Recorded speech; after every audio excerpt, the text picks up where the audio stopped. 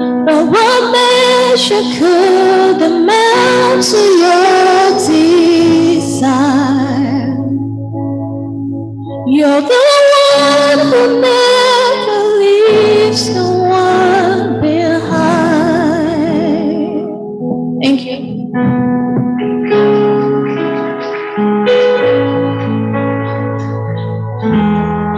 Thank you so much to the singers that just gave us beautiful music this morning before we start the program. Now we're about to start. We're starting with a short prayer from Michael Ogunlowo.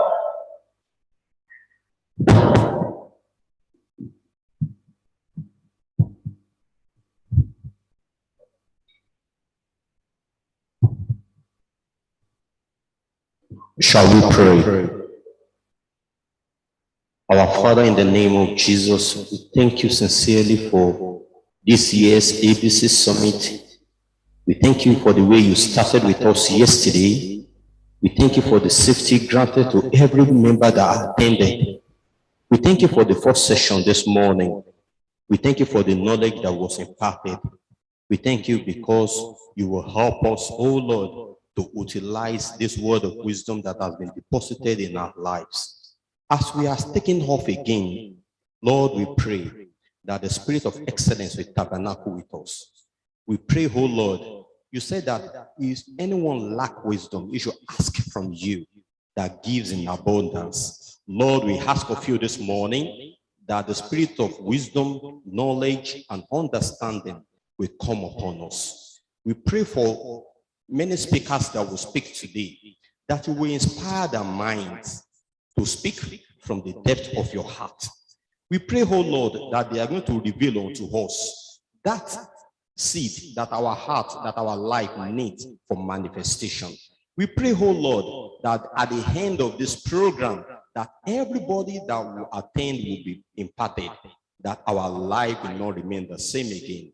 We ask for spirit, the ability to utilize everything we are going to learn here today, so that our life will change for better.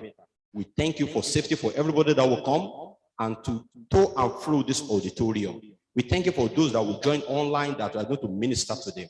We worship your holy name. We pray, oh Lord, that all the gadgets today will be inspired, that the nature will work in our favor, that all the elements will work to favor us. We pray that there will be no issues with everything we are going to use here today, that your presence itself will be with us. We worship you, Lord, for your answered our prayers. In Jesus' mighty name, we have prayed. Amen.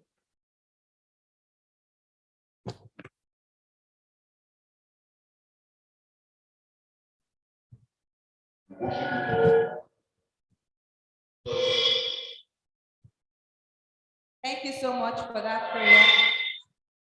So you are welcome to the second day of the ABC Summit. A round of applause. And if you missed yesterday, well, I can say that you really missed a lot, because we learned about financial literacy and how to prepare a financial plan.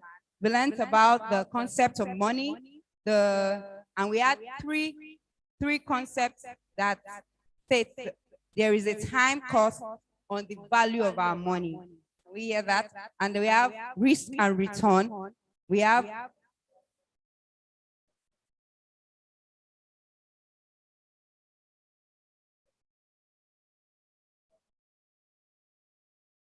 okay, like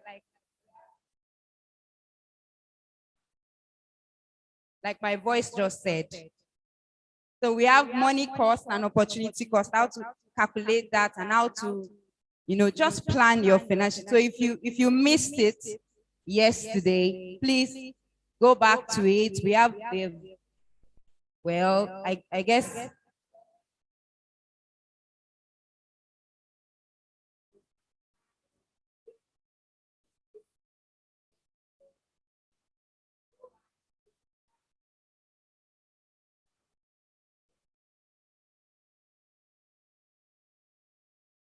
Like my voice just said again.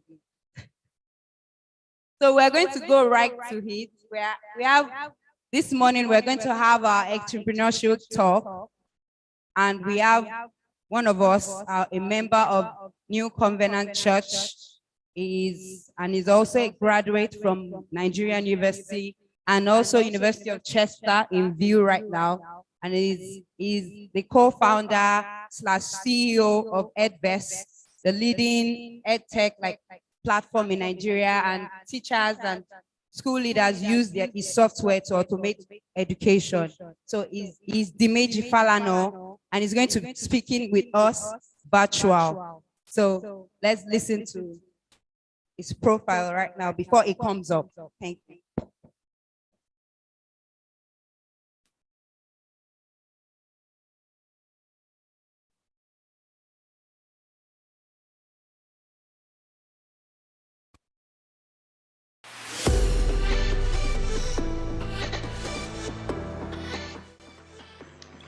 Sunday Dimeji Falano, BSc Computer Science, University of Ilorin, and MBA Business Administration, University of Chester in view. An entrepreneur and a full-stack software developer with over a decade of experience in ERP solution development for banks, universities, and government. He was a trainer at the Massachusetts Institute of Technology AITI summer program.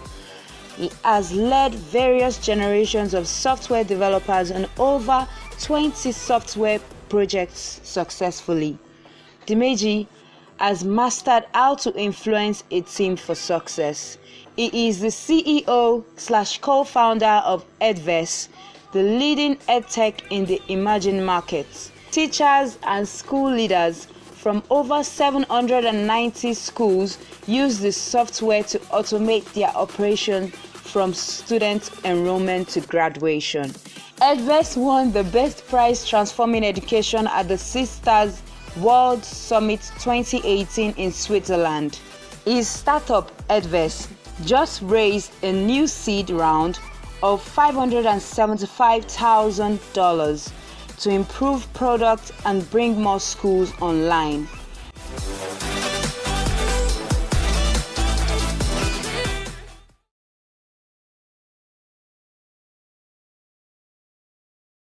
Good morning, everybody. I would like to start by confirming if everybody can hear me.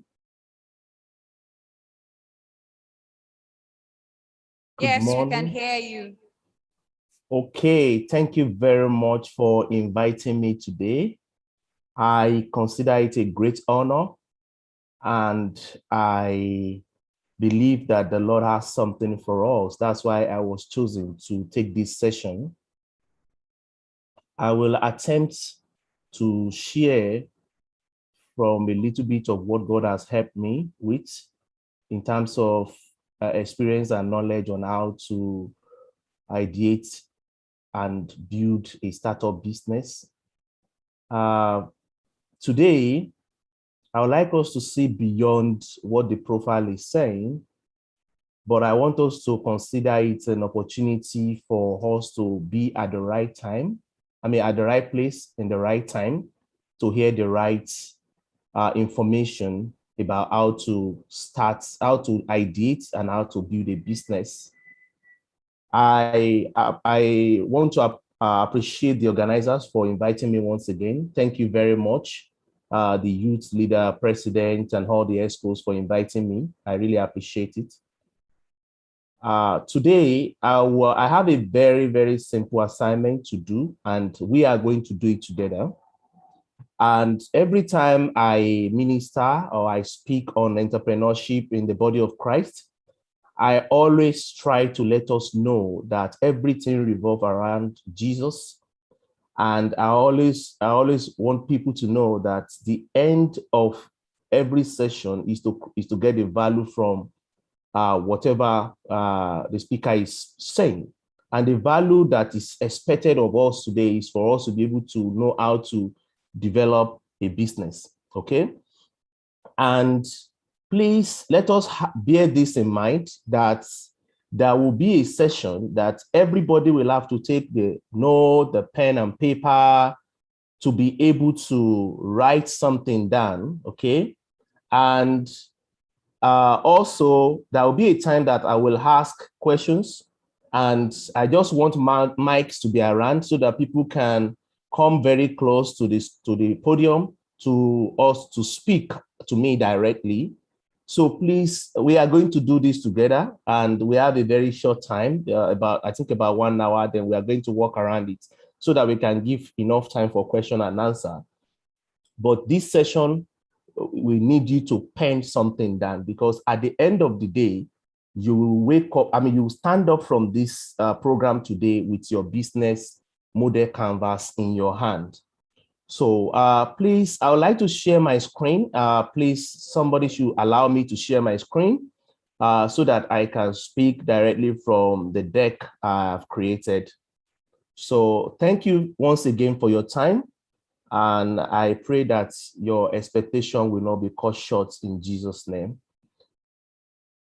So please, I would like to share my screen. The admin should make me the co-host or the host, or give me the ability to share by saying, allow multiple share, so that I can bring all my PowerPoints. So the topic before me this morning, while the admin is doing that, is about from idea to startup, how to build a business. And I will like you to know that the most important thing for you to, first of all, hear from me on this topic is that building business is about building a system to solve problems. Okay, I can share my screen right now. Thank you very much.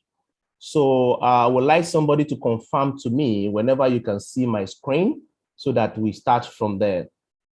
Just confirm to me once you can see my screen on chat, then I will take it off from there. Thank you very much. Just confirm, can you see my screen? Then I want to be sure that everybody can see my screen before I start. Please just drop me a message. If you're on the panel, if you're on the Zoom, just confirm. Okay, you can't see my screen properly. Okay, so let me use another way to share my screen, because it is very important everybody get to see my screen before I start. So like I was saying, I'm going to push the file on the online, and I'll use another way to share it. Just give me just a little time on that. As I was saying, the building business is about building a system to solve problem. Not only to solve the problem, but solve problem in a way that is economically viable. Okay? You don't solve problem and then walk home without anything. You solve problem, you walk home, you go back home with money or impact. And I would like to make you realize that today, the focus will be more on how to build business, but I might not be able to speak more on the monetary part, because it is, ideation to building. That is what the topic is covering. So how to make money and all those other things can come in as explanation, but they are not actually the focus for this session. So I will attempt to share my screen again. So please just confirm if you can see it. I want to be sure the screen is okay and good enough, and everybody can see it. Hello, can you see my screen now? Is it better now? I need somebody to confirm to me so that I can start. Thank you very much. So building business is about solving problem in an economically viable way. And what do I mean by that is that you identify a problem. Oh, thank you very much. Thank you very much. So you identify a problem, and then you want to build a system to solve it. So the system in this regard is a business. So I like to start with the content in mind. So if you want to take a note, you can quickly grab the list of what we want to discuss today from my screen. You can grab it down. We're going to look at how to evaluate a particular idea. I've seen so many people that they always tell me, I have idea, but many people are unable to transform the idea to business. And some people, the way they go about it, they run into trouble and then they run back. Many people will say, I don't even know who is going to build the idea for me. Some people will say, I know how to sell, but I cannot build. Some people will say, I can build, then I cannot sell. And today I want to lay a foundation. This session is going to be very, very important, and it's going to address people that are just thinking about the idea, that they have not started, people that have started in less than 5 months to 2 years, or people that have started businesses that the business is not really strong, and then the turnover in a year is still less than 20 million naira. Or people that have actually done business for years, but they still feel like, okay, I want to adjust the way I structure the business so that there can be more capital inflow from investor, and I can make more sale and expand to different markets. So this session is going to be valuable to you. So please, I will focus more also with a little bit of bias to technology-driven businesses, because we know that technology will no longer be a sector after a while. It will be bigger than what you can call a sector, because different sectors now use technology. So we have head tech, which is education technology. We have health tech, which is health technology, agri tech, which is agri technology. So technology-driven businesses will be my bias this morning. And also I will attempt to speak a bit outside of technology-driven businesses, so that people that are into direct manufacturing or food business, or maybe people that have not even added technology to their business, can also learn one or two things. So the first thing I want to talk about is how to evaluate a particular idea. I don't know if you are the type that you have ideas that you always say, okay, I'm full of ideas. So many people that are just so full of ideas. They just want to talk. And I've seen people that even by the time they discuss all the ideas, at a point, they can even get confused, because they have so many ideas and some of them are conflicting. So this particular session is going to let you know that you have to be disciplined to focus on a particular idea at a time, and then narrow down to get the best out of it. The best you will get from your idea using this methodology I'm going to share today will be in two phases. It's either you are able to build a business out of it, or then you run back and say it doesn't worth it, okay? So those are the two possible outcomes you are going to have. And the two are actually good. If you are able to get knowledge to say, I can pursue the idea to build a business, that is really, really good. And also, if I evaluate your idea and you get to the end, you realize that you cannot actually build this business because it doesn't worth your time, it doesn't worth the effort, then you turn back. It's also very good, because you are not going to waste time, you are not going to waste money, you are not going to waste resources. So, and how to look at it from the yardstick to look at when you want to evaluate your idea. The day one, you have your pen and paper. Please, I can't see anybody right now. I would have loved if I can see some faces, maybe in the Zoom meeting or anything, but I would like a situation whereby you can bring out your pen and paper, and if possible, note down some of these things, and then let's speak to them one by one. It is very important, because by the time I begin to ask questions, then my question will be around what I'm sharing. Okay, I can see people now. I can see my dear brother in a green check, and I can see the sister behind him. Also, I can see so many people, and that is fantastic for me. So if I call you in red top, I mean the sister behind this brother that is using the nose mask. So I'm talking to you. So I don't know the name, but I will use your clothes to call you, and I can use your gender to describe you. Does that make sense? Please just do like this. The sister, if you understand what I'm talking about, just give me a thumb up like this, please.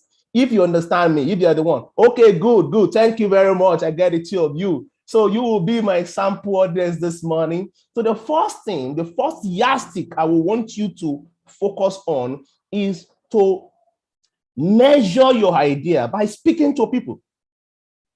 Business is about creating a system to solve problems for people.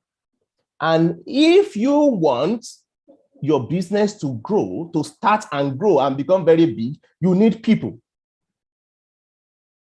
It is biblical in many sense that we are here to operate in this world. So many things are not possible on earth without people. God needed people to do so many things. So for your business to succeed, you need people. You need to understand people. And you cannot understand human being without speaking to human being. You cannot understand human being without interacting. Interaction. You have to go all out and speak to people to discover who are actually the customer that your business wants to build. The business you want to build, who are going to be the likely customer. You have to speak to people of different gender, different age. And in some cases, if I want to go a bit deeper, you have to do what we call demographic design or psychography design. Demographic design means it's about the gender combination, the age range, where they live, what is their income. Sometimes you can even get to the level of, are they using vehicle, what type of vehicle, and all also. So you have to approach people of all age, and you are in the church. So that makes it easy for you. All you will do is that, my dear sister, my dear brother, you speak to them about the idea. I'm starting a business. We will start very soon, but I want to know if this will make sense for you. Will you be able to like this service or this product or this or that? And then when they are talking to you, you can use your phone. You can just get a phone and then record what they're saying, so that when you get home, you can go and write what they're saying down. Some people might not wait for you to be taking notes as they're talking. No, that might not be really 21st century thing, man. You use your phone to get them to speak to you, then you record. Speak to 50 people and then type the response down. Then the next thing will now be, I can't see anybody again, but I know that my sister is still there and my brother is still there. So please don't stand up, because I'll be using you as the example this morning. So the next thing you will do is to rate the idea. You have to rate the feedback you've gotten from the people, rate the response to discover which one is the most valuable feature, which one is the most valuable aspect of the idea that they feel like, oh, this is going to help me. Maybe you have an idea that you want to start an online coding school, and then you are talking to the leader of Covenant Men, and then you say, sir, please, I know your son is age 8, and I want to start an online coding school, and then I know if your son can learn how to code Python, maybe when he grows up in life, he can become a software engineer to work in Silicon Valley or Lagos or Ibadan or anywhere. And this is a very good, career for your son.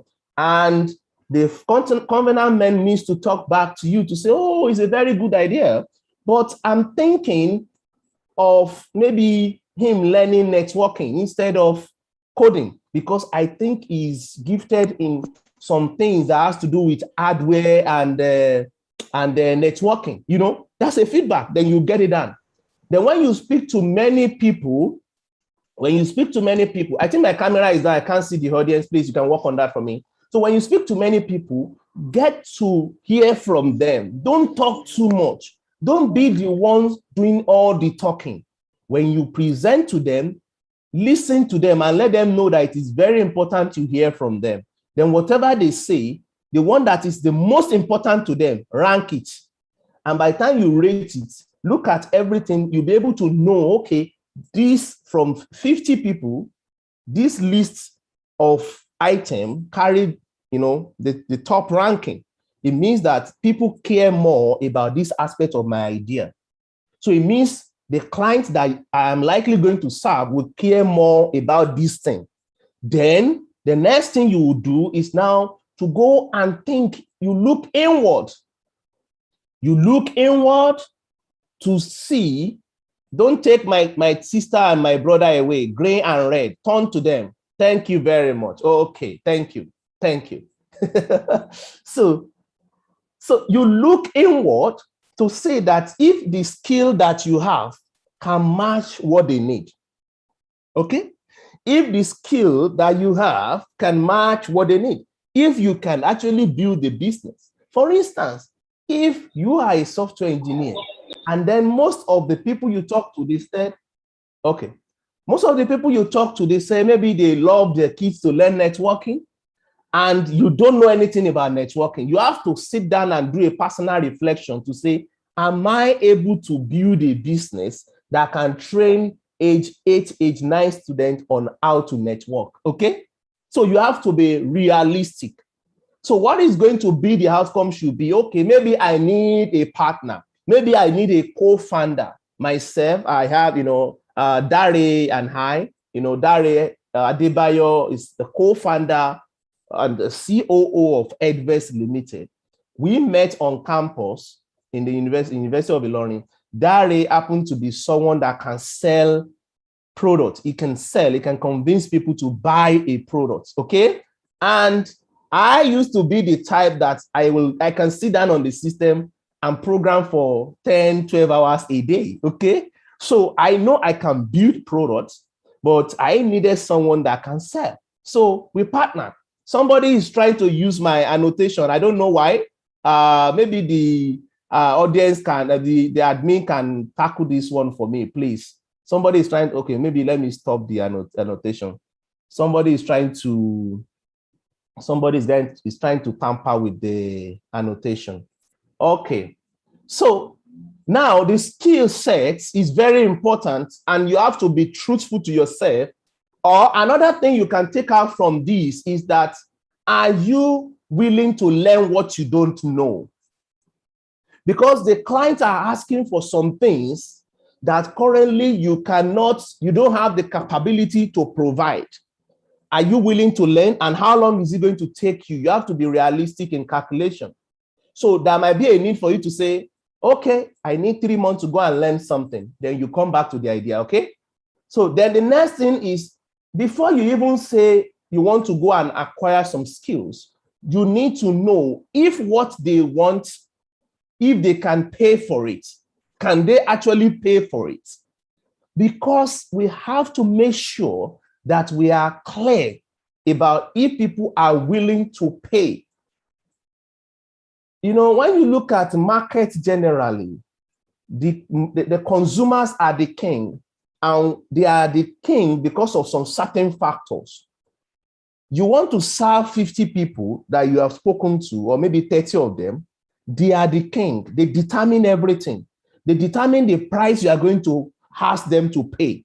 You cannot say you want to do coding classes, and then maybe the people you have spoken with, their average salary is 300,000 naira per month, and then you want to charge 300,000 naira per week for their kids.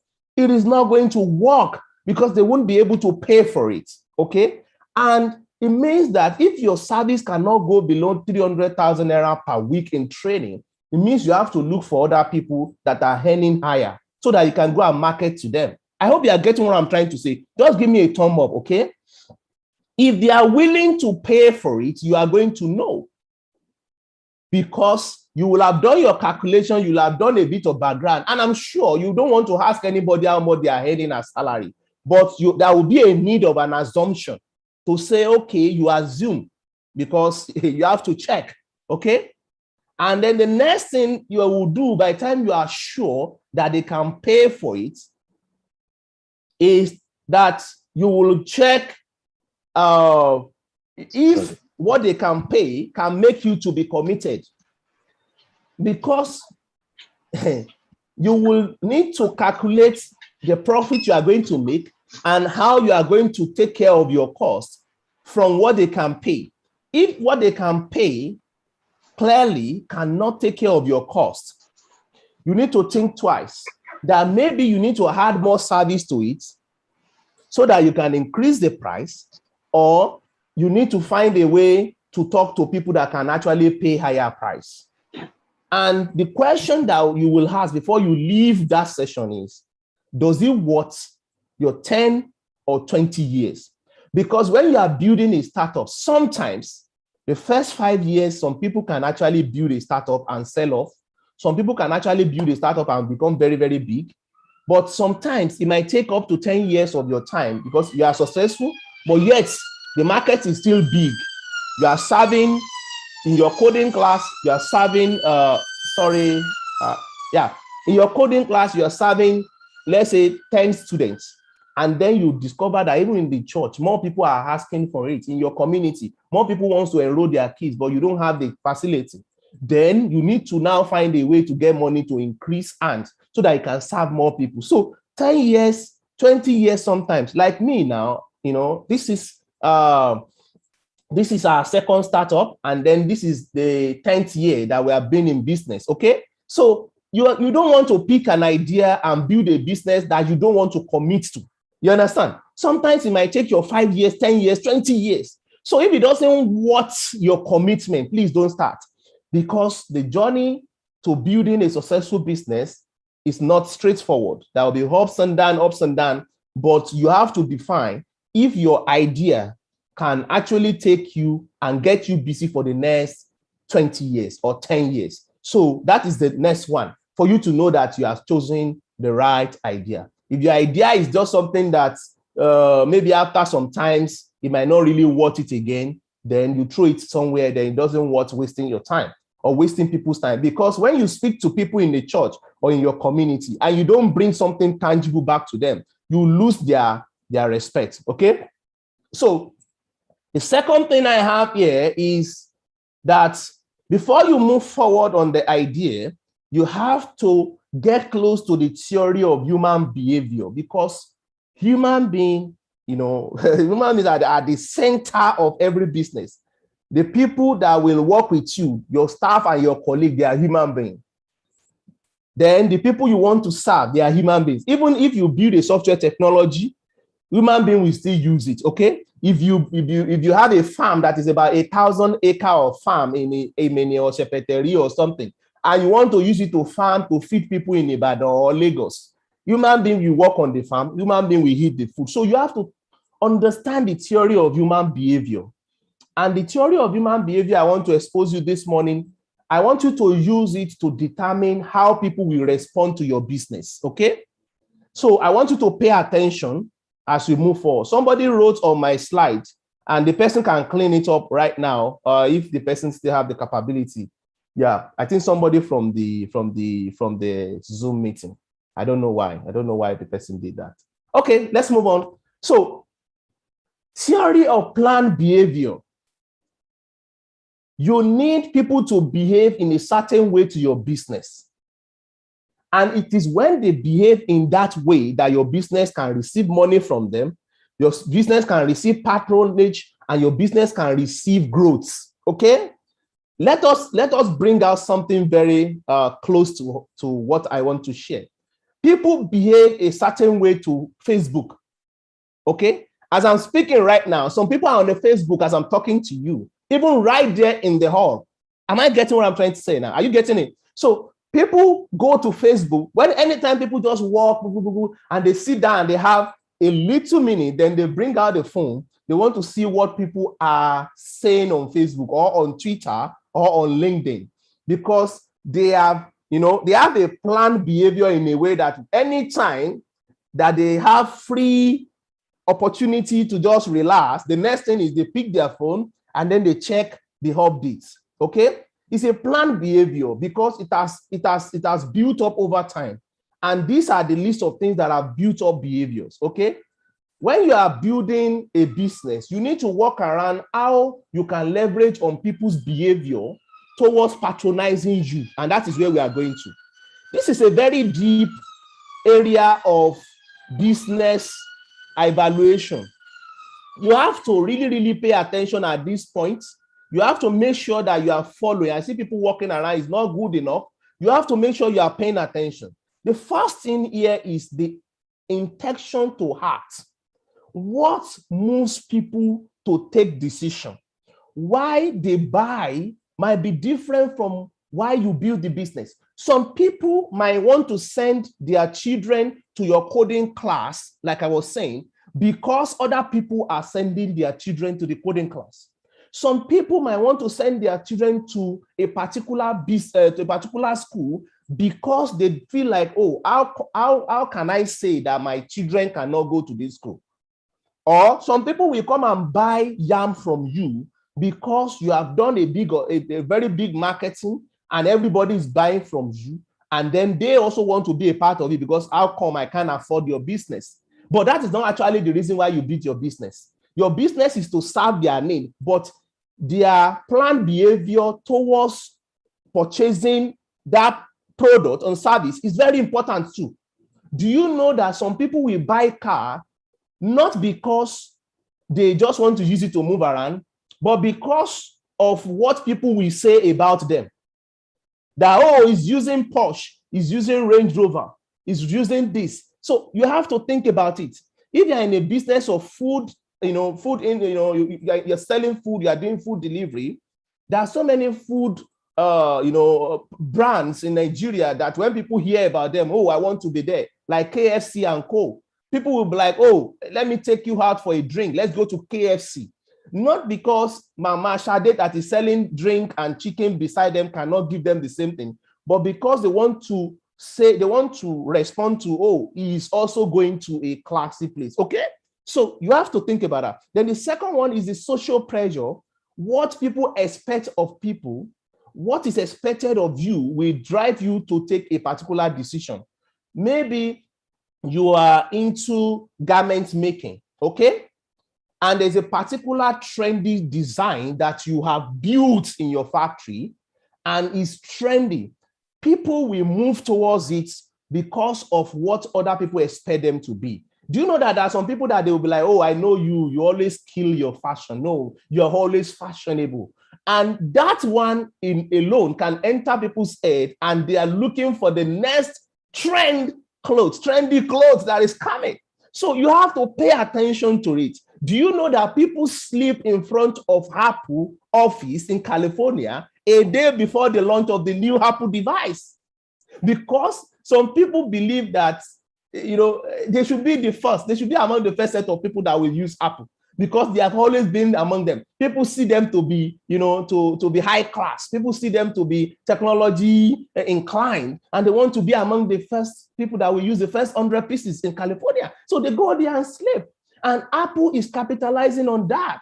It's capitalizing on that. It's not the Apple that knocked the door of people to say, come and sleep in front of my office, but the social pressure of what people expect of them push them to come. So you have to understand this. I decided to, pay attention to this so that you can get to know some certain ways on how people sell and why some businesses grow.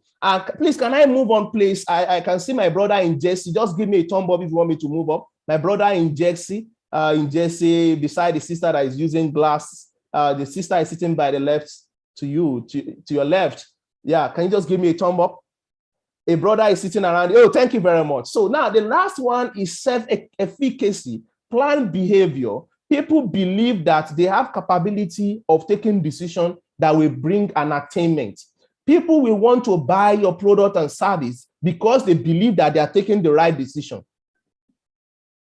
They believe that they are taking the right decision for enrolling their kids in your school, in your coding class. They are taking the right decision for calling your business to design a website for them. Some people believe that they can actually decide on their own. So you have to leverage on all this to understand how people is going to behave to your new business. So next one is going to be number 3, which is going to be identifying the pain of the customer.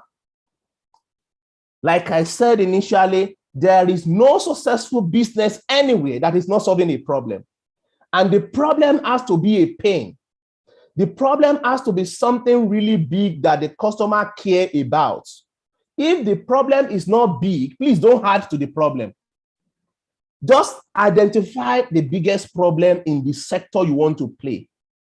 If people find it difficult to get good yam every December, and you want to start a business to farm only yam that will be ready by November every year, please make sure you do your calculation and go after the problem. Make sure that your yam is ready November, so that by December, when people find it difficult to get yam, then they can buy your yam. That is solving a problem. I hope you are getting me.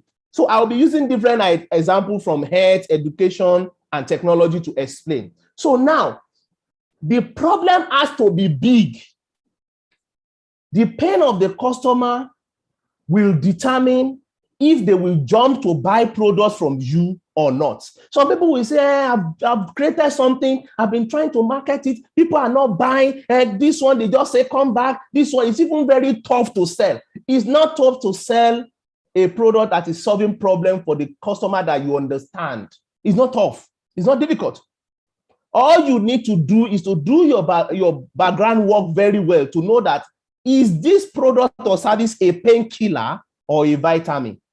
You know, vitamin or supplements, people can do without supplements, okay? Do you agree with me? Anybody can just give me a thumb, but do you agree with me that people can do without supplements? But if you have headache, you look for the solution. You look for Panadol or paracetamol. Look at these people driving on this road. This is a road in Nigeria. This is not to bring down the government or any form, but it's just to analyze, to explain what I'm trying to bring forward. You can see that the drivers of these vehicles, they are thinking a lot. They are disturbed. The pain is big because, first of all, they are thinking, I don't want to get into a port that my car will hit, my vehicle is going to enter, I won't be able to bring it out. And also at the same time, I want to make sure that I'm moving forward so that I won't stay in one place and then the thing will just enter one, the head is calculating. And that is how big the pain should be. So your idea, if you are loaded with so many ideas, one way to filter off the one that doesn't make sense is if the pain of the customer that will use your product or service is not big enough. And this is how you can look at it.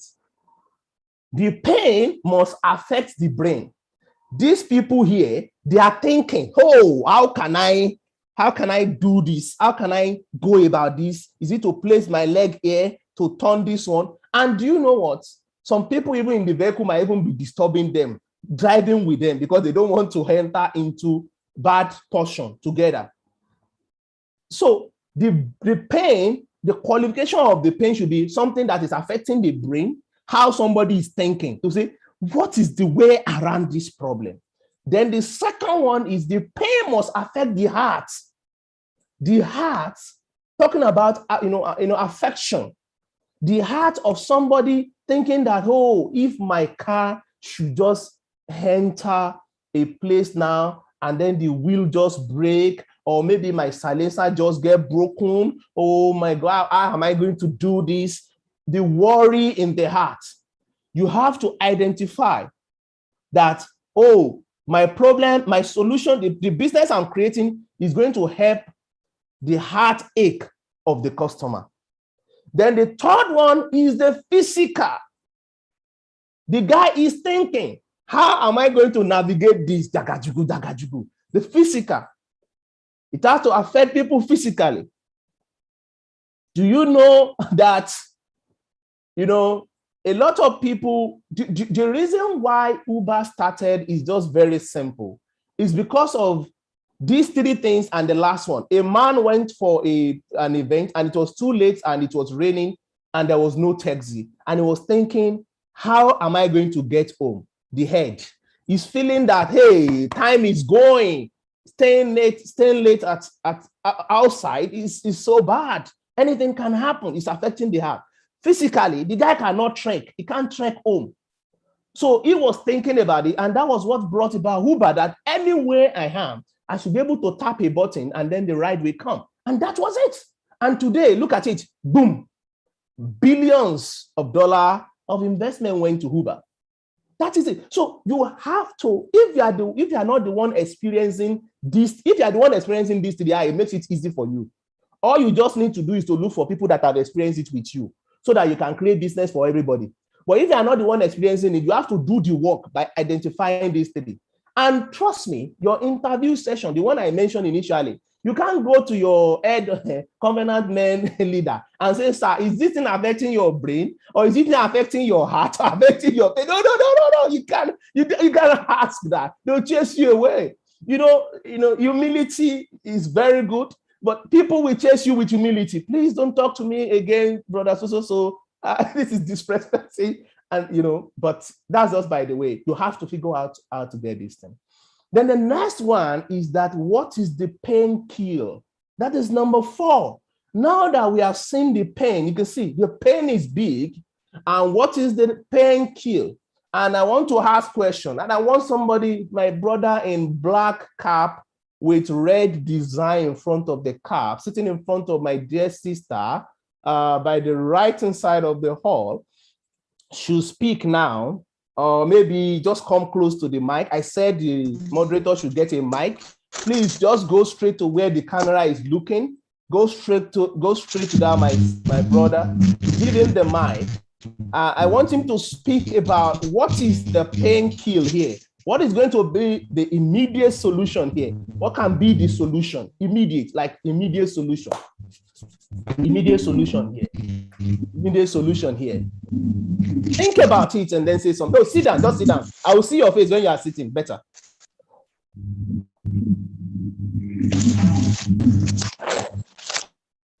Look at the screen. Look at the picture we have on the screen. What should be the pain kill? What should be the immediate solution here? If you want to build a business and they want to give you $1 million to solve this problem right now, what should be the solution? Is to address the situation based on the feedback you have gotten from your customers. No. The customers, they are hooked inside their vehicle. They can't even come down. You can't even talk to them. Look at the truck at the back. Look at the Kia SUV in the front. You can't even talk to them. You've already seen the problem. Merely looking at them, you know the problem. Okay? So what should be the pain kill here? I'm not talking about what you need to do step by step. I mean, just boom, decide. To fix the road. Fix the road is going to take time. Minimum, at least if you are getting Japanese engineers, that should be 2 weeks or 3 weeks. And it means they will be here for 2 weeks in the car. What are they going to eat? Or we could also get another ride out of that place. Get another ride out of that place. They would have to come down. They will abandon the vehicle, come down, give them a better ride. Take a different route. Yes, that is very good. It might be costly. That is going to show to you that sometimes you can provide a solution that is going to cost the customer, but it's going to be a solution. Are you getting me now? So another thing is, how can you do it in a way that it's not going to cost the customer so much? Who wants to try? I want my camera to go elsewhere. Thank you very much. What's the name? What's the name? Samuel. Samuel. Okay, thank you very much, bro. Samuel. Thank you. Anyone? Please, my camera should go elsewhere. Okay, someone else should attempt to speak something because this is very important. It has to be practical. We have to be. My sister in red, please. Let her speak. I want to hear her. Yes. Thank you very much. I think a quick solution to this problem is going to maybe to get a Janway. Oh, good. To drag the vehicle out. Thank you very much. My camera should go back to Bro Samuel. Did you get that? That's it. So if you build a business to give a new vehicle, you still need to get them out of that place, okay? So it means that they will pay for your new vehicle, and they will also pay for Janway to tow them out. So why not just tow them so that they pay once? Do you understand the part now? So let's move forward. Thank you very much for your contribution. So the pain kill should be to address the problem, and your solution should look like this. Your solution should be accessible and usable. Bro Samuel said, maybe we should fix the road. It is not accessible immediately to solve the problem. Even if you want to fix the road, you still have to take the vehicle out of the location. I hope you are getting me now. This is a bit of business problem-solving kind of conversation.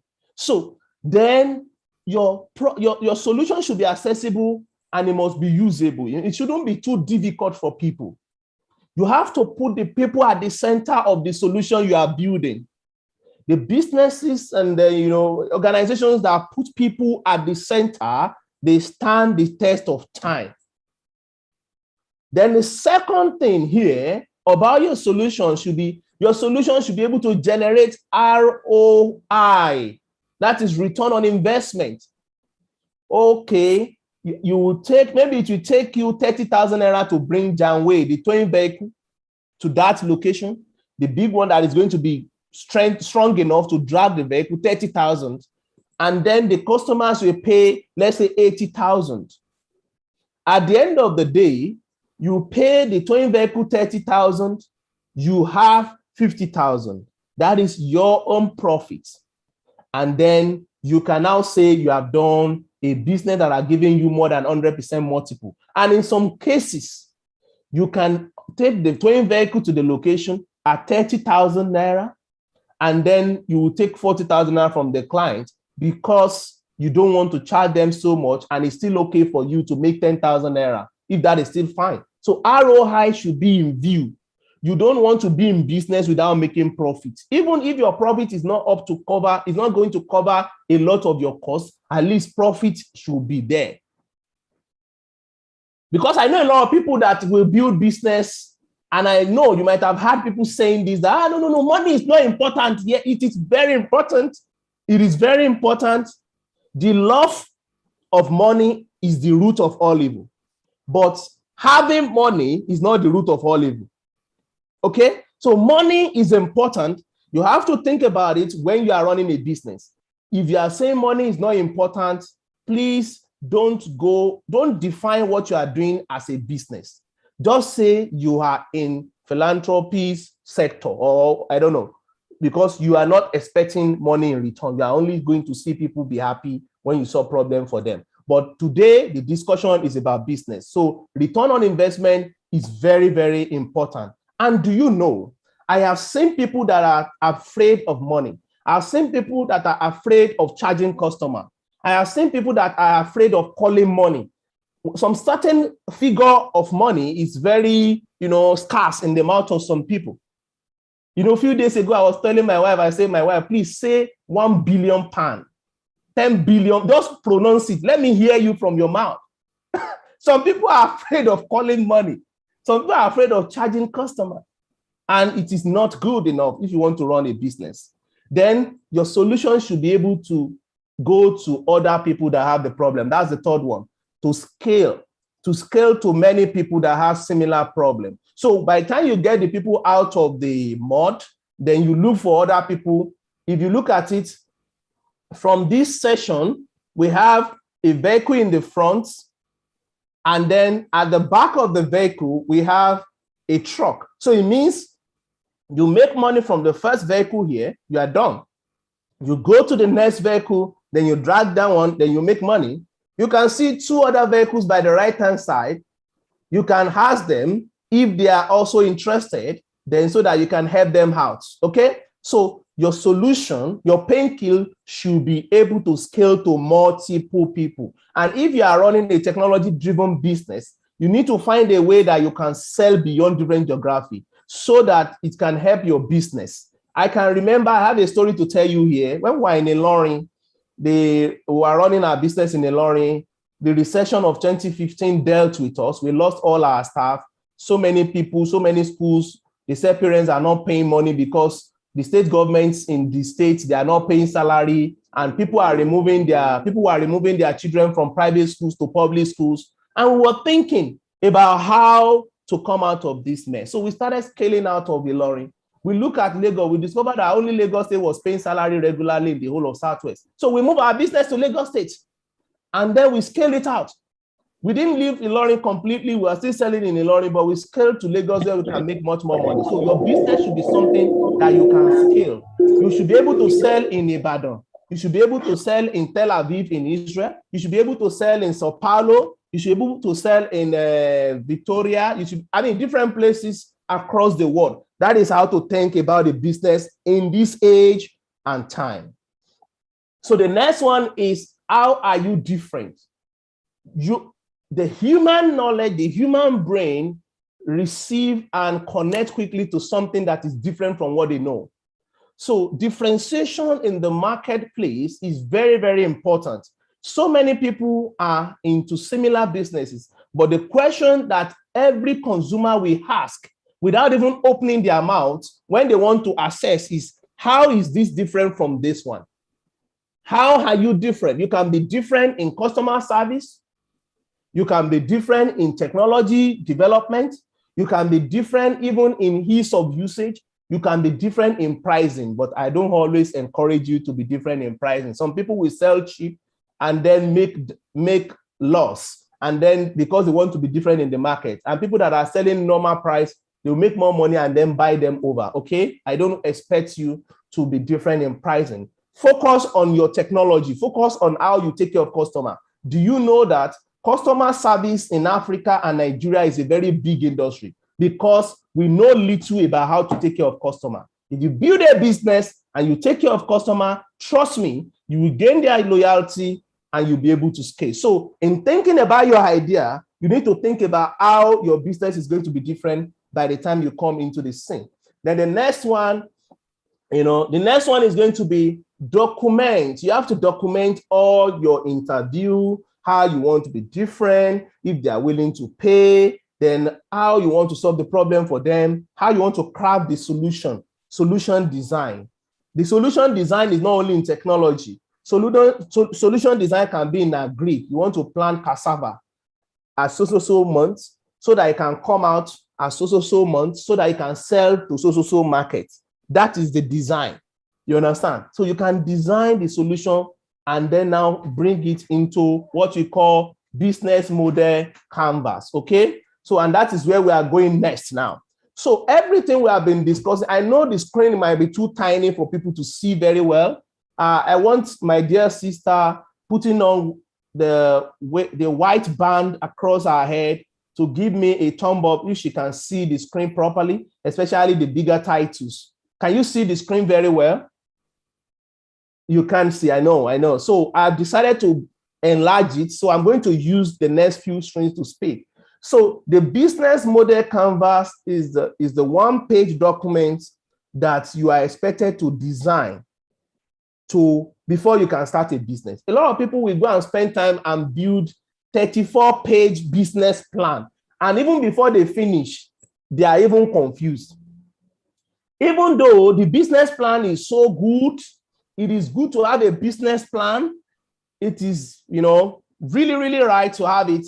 But please, don't start your business with business plan.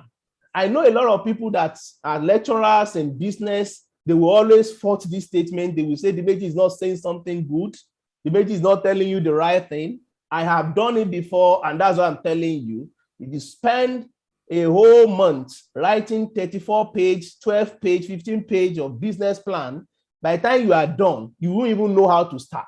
So you need something very, very simple that we call business model canvas, something that is going to summarize your entire business design, everything from beginning to the end. That is what you need to start. Then later, you can now build the business plan from it, so that if you leave business plan on your shelf, you can still run with the model canvas. So let me increase it a bit. Can you see it bigger now? Is it bigger now? I need your thumb up. Is it bigger now? Is it better? Okay, thank you. So let me talk about the column that we have. We have 1, 2, 3, 4, 5, 6, 7, 8, 9. 9 different columns.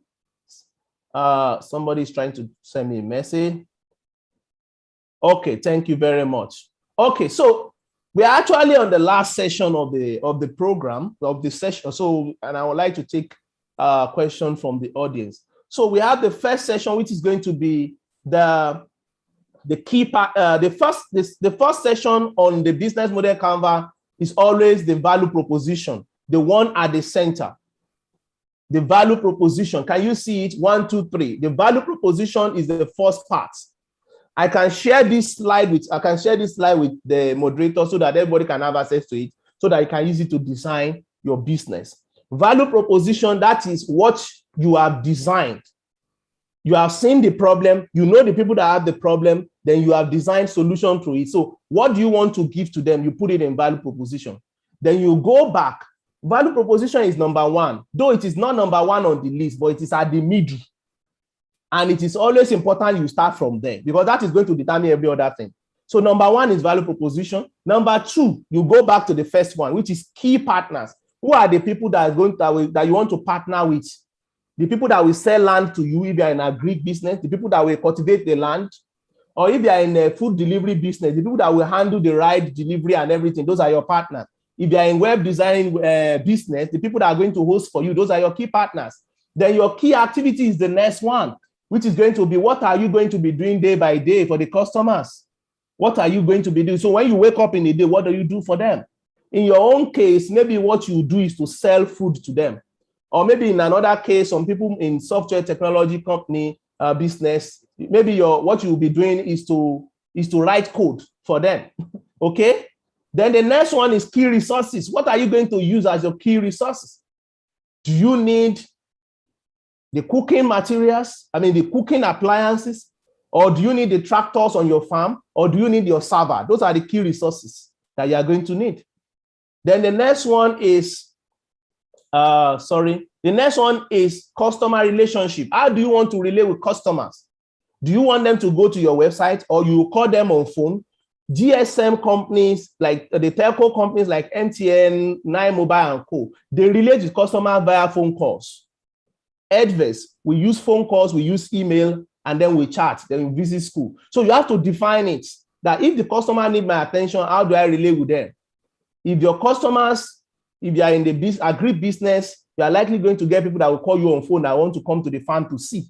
Don't say, let me send you email and pictures of the farm and you'll be fine. No, you have to really think about them. Then the next one is the channel in which you want to reach out to them. Is it phone call? Is it email? Or WhatsApp or any form? You can even use WhatsApp to build a business. Okay? Then the next one is the segmentation. This is very, very important. You have to define customer segmentation very well. You have to define it. If you're into agribusiness, you need 50 people to give you 200,000 to farm cassava. You have to define it. Who are the people that will give me 200,000? Don't go and meet people that they also have farms. Don't go and meet people that are close to farm. Go and meet people that are in Ikoyi Lekki that they don't even have anything to do with the farm. Those are the people that might care to put money there. They don't want to do it themselves. They just want somebody to do it. So you have to define the customer segmentation. You have to use psychography and demography to design them so that you know who that you are actually dealing with. And when you define them, you know that people in Lekki and Ikoyi, if you send them a mail, they will see the mail. If you invite them to a Zoom call to say, come and see the farm, then you carry the video around to show them how the plants are doing and how the eggs they are coming out from the beds in poultry. They can be willing to see that because sometimes they might not want to leave Lagos. So you have to define that. Then the next one is you have to look at the cost structure. What is it going to cost you? The cost structure. What is it going to cost you to set up the first day, the first week, the first month? And in most cases, people will say, get some money in the bank that can take you at least 6 months to run your business. It means the cost of your own salary, the cost of the salary of the people that will be working with you, the cost to host the server, or the cost to plant the maize, the cost to pay this one, pay that one, at least for the first 6 months, let it be available before you start running. So many people always start from the cost. They say the reason why I'm not doing business is because I don't have money. No, you have to start with the customer. Before you get to the cost, you can see cost is even the second to the last. So cost is the second to the last. Don't confuse yourself. So cost structure is very important. You have to break it down. And then the last one is revenue stream. How are you going to now make back the money you are spending? So are you going to charge them, based on the price that you've had in mind? How long are they going to be paying? For instance, you want to charge people 200,000 naira to farm maybe a plot of cassava. How are they going to pay? Maybe if they pay 2 times, they will pay 120. If they pay 2 times, but if they pay once, they pay 200,000. You have to design all those things. If they pay 3 times, you break it down in a way that you factor in interest of them paying in bits. If they pay at once, they can pay everything. But if they are dividing it, you put a little interest on top of it because you are in a business and the value of money is not the same every time. So, and when you are building your business, if you have not focused on anything since morning, look at the screen and just pay attention to it.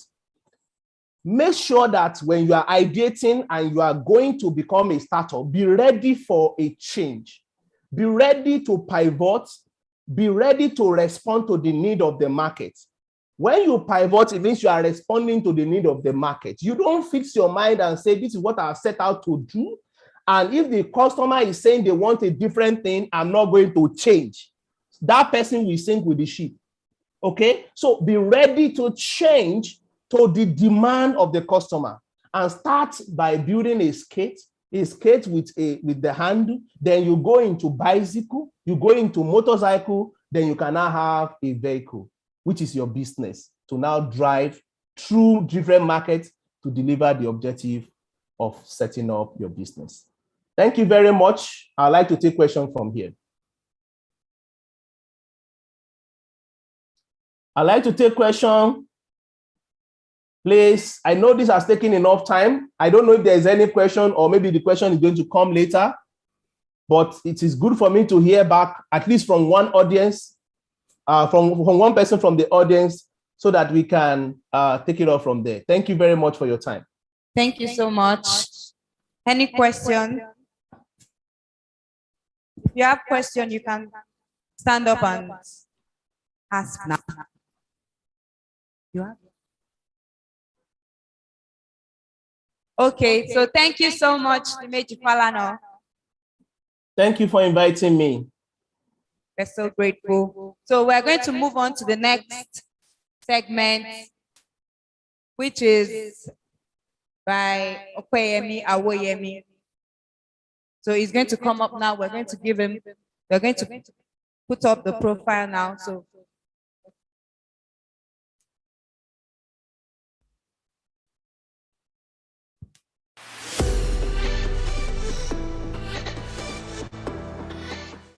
Opeyemi Awoyemi is an entrepreneur with engineering and design backgrounds with 12 years experience in technology startups, product management and business leadership. He is enthusiastic about job creation, democratization of opportunities, Africa, e-commerce, fintech, healthcare education, and anything innovative and impactful.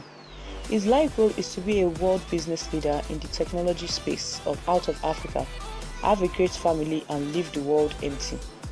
Opeyemi Awoyemi founded Jobaman, a Nigerian-based job portal and career platform that lists candidate job applications for employers and helps connect people looking for jobs with companies hiring. He programmed and designed the first version of Jobaman.com. He has since left the company. He worked at Indeed as a senior technical product manager. He is currently the founder and chairman of WooGhost, a leading cloud hosting company in West Africa with 50k plus paying clients. Co-founder of MoneyMe, a digital banking service for African migrants and global citizens. Co-founder and advisor of TalentQL, a company that provides vetted and verified software engineers. He has founding and management experience in 3 technology startups, investor experience having advised and invested in 50 plus tech startups.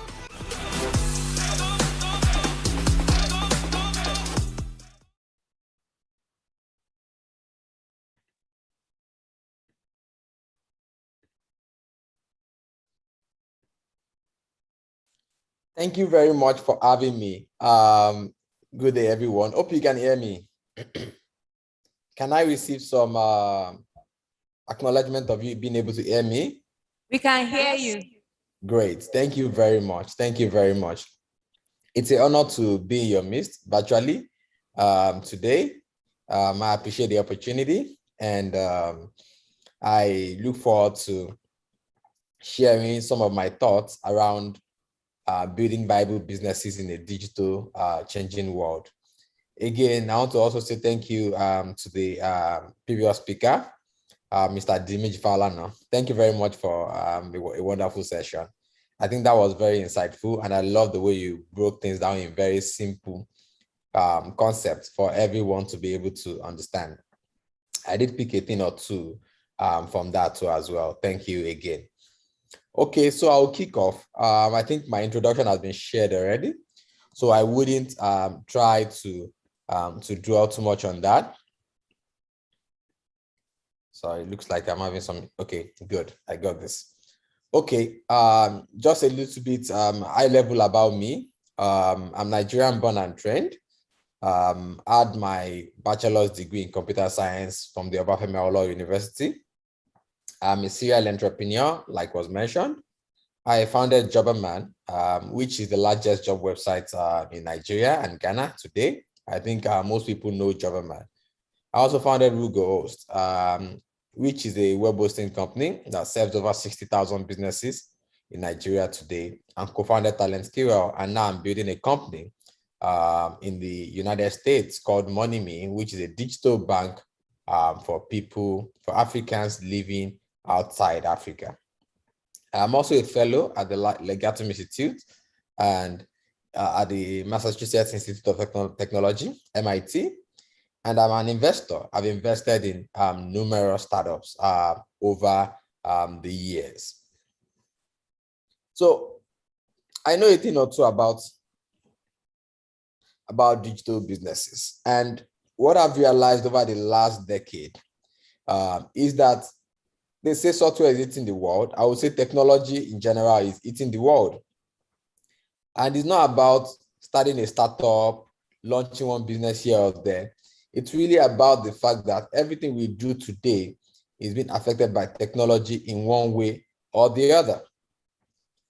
So 10 years ago,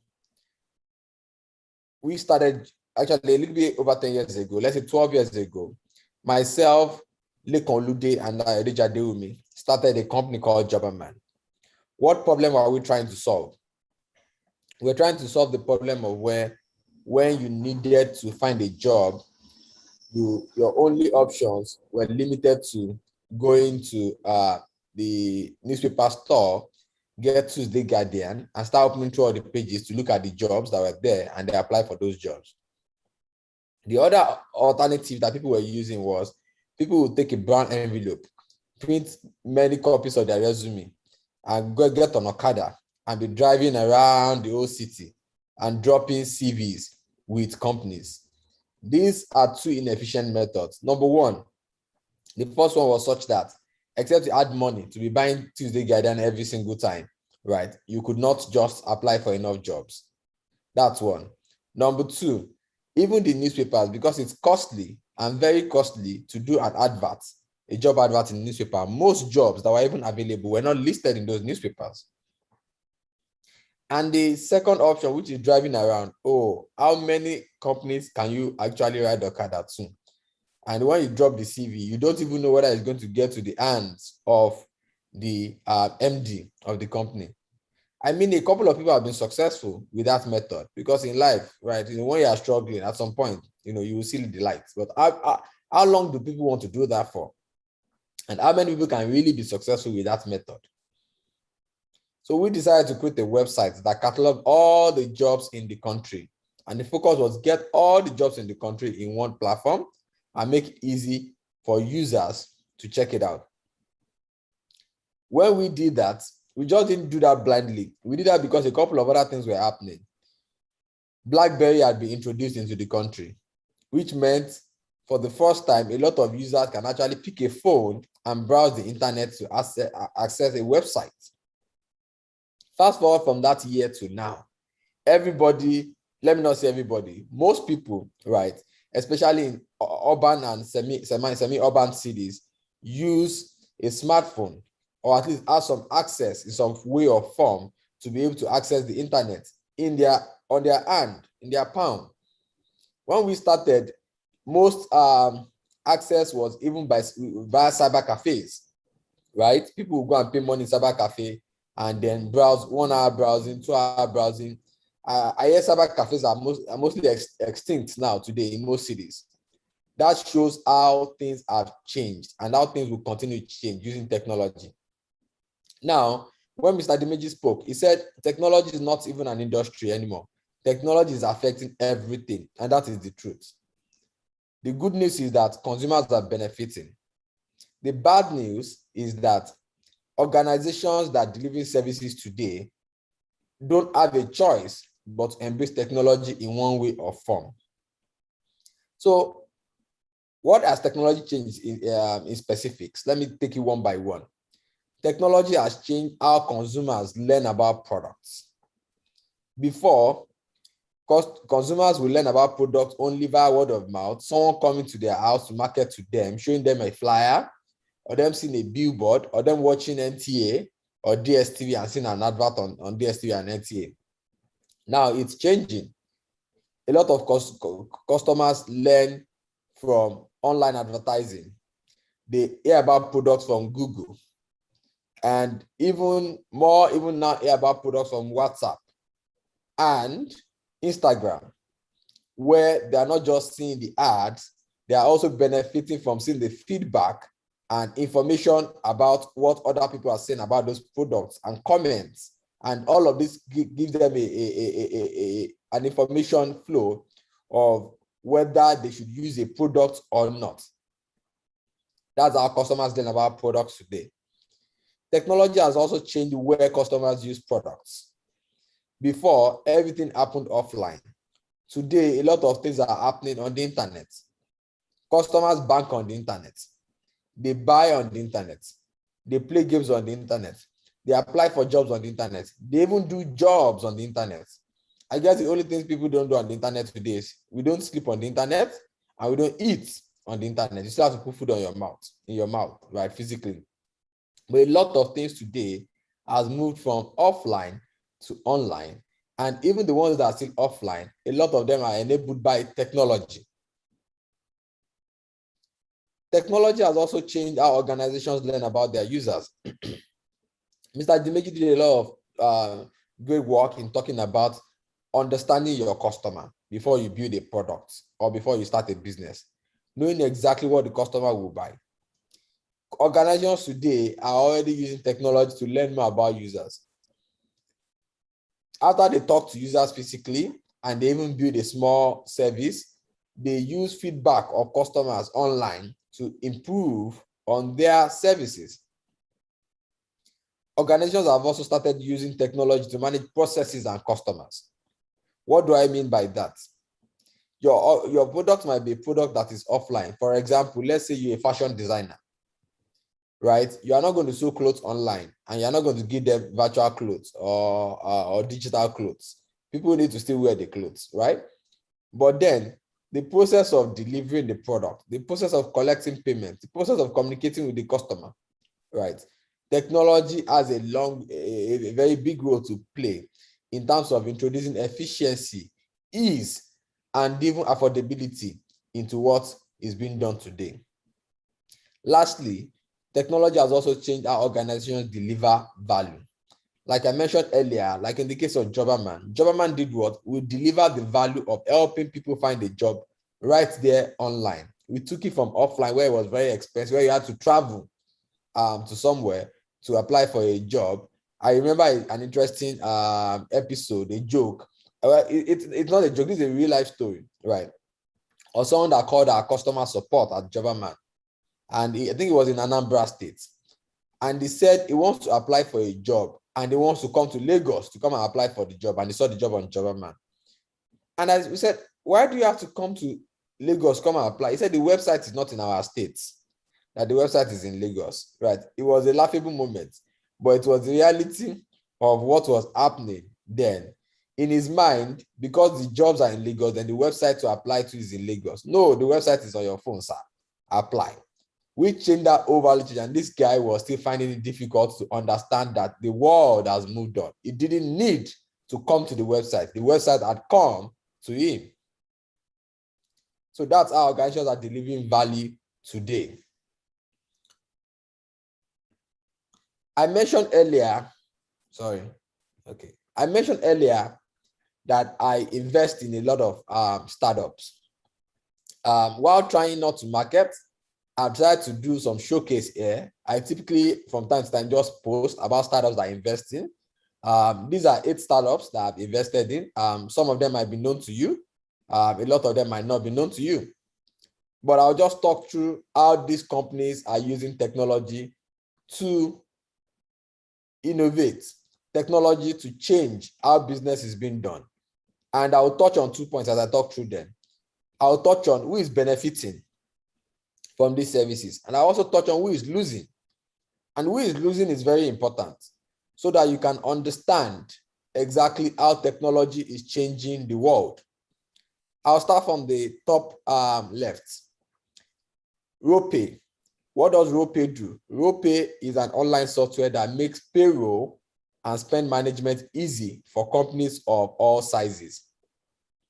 different types of companies use them, from the very big companies like Cars 45 and that Draw Cafe to small companies that have like 2 or 3 employees. And why do they exist?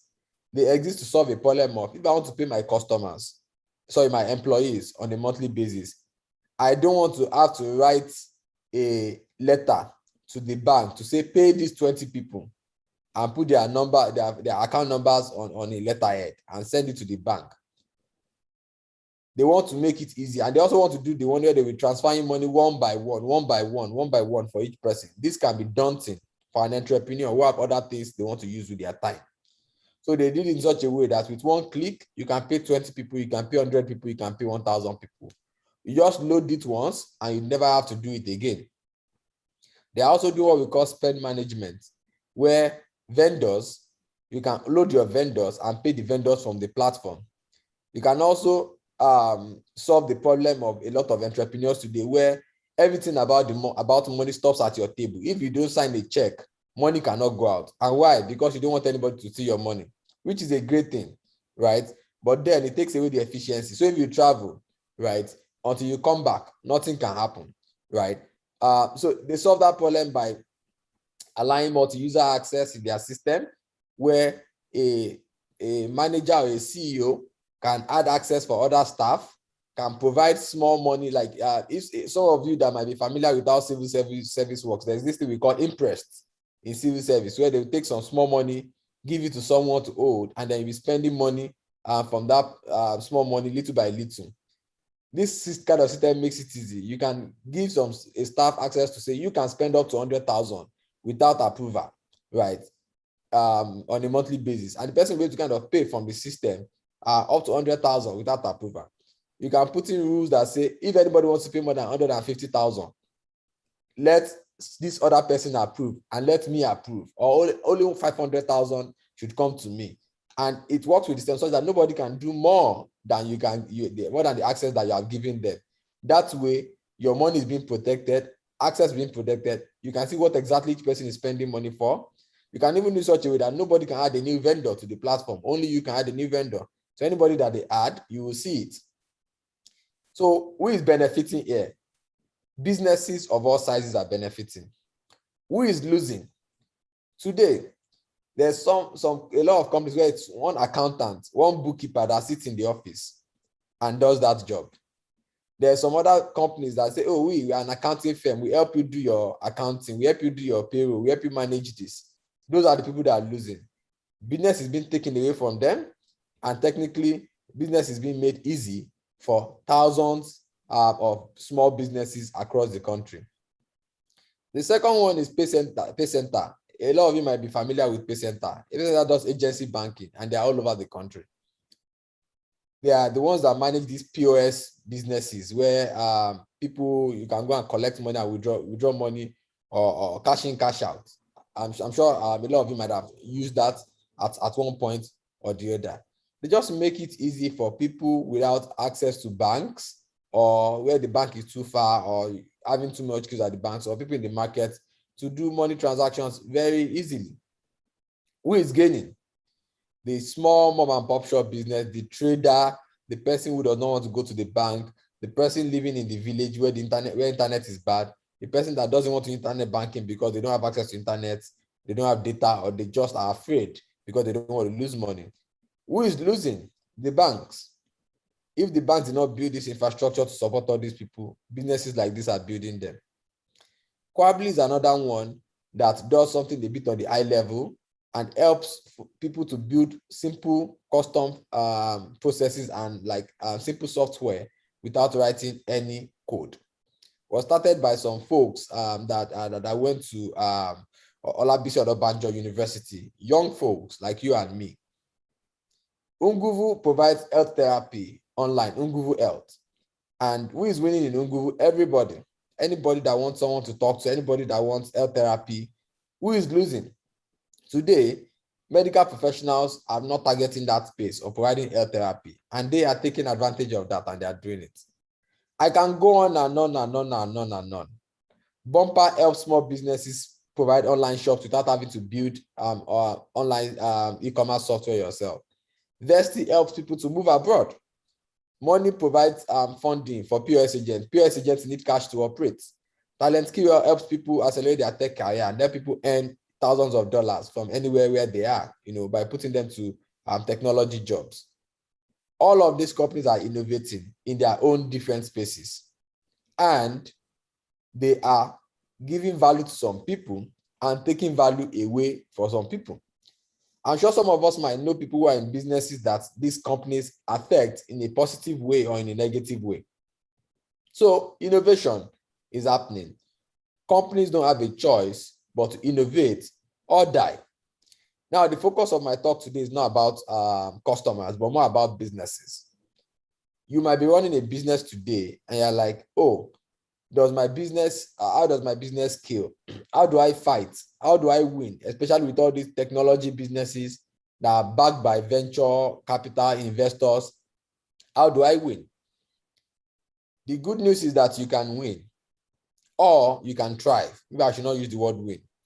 The bad news is that if you don't go digital, you are likely going to kill your business little by little over time. Now, let me also clarify something very quickly. Does that mean you have to raise money? Does that mean it's all about raising money? The answer is no. Please, don't get it wrong. Not all businesses are ready for scale where you need investors to back you with millions of dollars. Not all businesses. And not all businesses need that. And there's also nothing wrong in having your own small business where you don't use investor money and you grow steadily. But regardless of whether you use investor money or not, you need technology to thrive. And this goes without saying. And I mean it when I say it, 100% of businesses need technology to thrive. It's not some businesses, it's all businesses. In fact, not just businesses, all organizations. Our government needs technology to thrive and do better. Non-profits need it. Our educational institutions need it. And all businesses of all sizes need technology. So what are the benefits of digital alignment for businesses? One is customer growth. With technology, you can grow your customers. With technology, you can reach more customers. Second one is, okay, maybe I should draw a little bit more on the first one, customer growth. I gave the example of the tailor the other time, a fashion designer.